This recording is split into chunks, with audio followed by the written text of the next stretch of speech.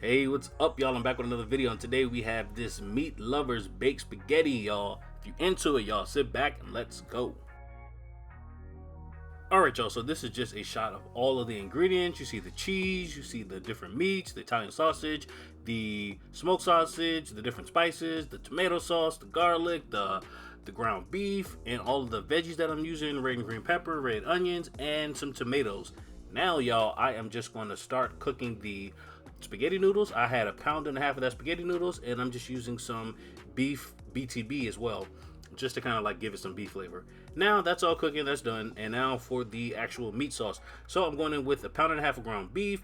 I'm going in with about 1 pound of spicy Italian sausage, and then I'm just going to let that cook for 5 minutes or so, just so the liquid can start to come out of them, or out of the meat I should say, because we are going to drain all that off because we don't need that in our bodies. Now, y'all, I'm just going to add some of that BTB beef again, and this meat is already drained. And now I'm going in with that smoked sausage. Now this sausage has beef, turkey, as well as pork in it. And as you see, I moved the ground beef and the Italian sausage off to the side just so that smoked sausage can kind of like char up a little bit and, you know, kind of like develop a little bit of color. Now, after a few minutes, y'all, this is what everything is starting to look like. And as you can see, that smoked sausage definitely developed a nice color on that one side. I didn't really, you know, feel the need to have it brown on both sides. It wasn't really that important to me, y'all. And now, if you saw, there were some brown bits on the bottom, but don't worry, we're going to add some water, and that's going to get that stuff right on up. So I added in my tomatoes, about a cup. And after that, I went in with about 5 to 6 garlic cloves minced up, and I put that in the center, and I just went in with a little bit of olive oil just to kind of like get that cooking a little bit. Then, y'all, I did the same thing with this tomato paste, about a tablespoon of that tomato paste, and I just let it cook in the center for about 30 seconds just to really get it going and really help it deepen its flavor before we stir it all up together with everything else, including that garlic, y'all. Now here, as you see, y'all, I'm going in with a little bit of water just to help release some of those brown bits from that smoked sausage that we cooked off earlier, y'all. And it's very simple, and it gets that stuff right on up because that is a whole bunch of flavor, and we need all that flavor up in this baked Meatlover spaghetti, y'all. All right, so I'm going with the rest of my tomatoes. I'm going with all of my veggies, red and green bell pepper, as well as red onions, y'all. Diced up really finely, or as fine as you want it. Then I'm going in with some pepper, some Cajun seasoning, my all-purpose seasoning, you already know. After that, I'm going in with some fennel seeds, y'all, which is, I really just needed to use it up. I had like literally 1/4 of a teaspoon left. So then I went in with a little bit of salt, pepper. I'm going in with some dried basil, dried oregano. And then, y'all, I'm just going to mix that all together. Y'all know how I do it. I mix it all together so it's nice and combined. And after that, I will start to add the tomato sauce.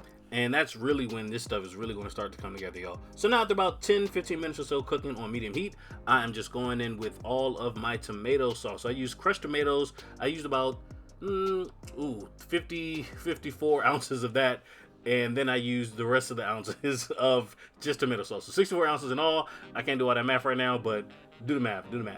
And after that, y'all, I just let that cook for about 20 minutes or so, and then I just checked to see how it was cooking and make sure that meat was getting nice and tenderized, y'all, especially the ground beef and that spicy Italian sausage, not the smoked sausage as much because I don't really need that to get all tender, y'all.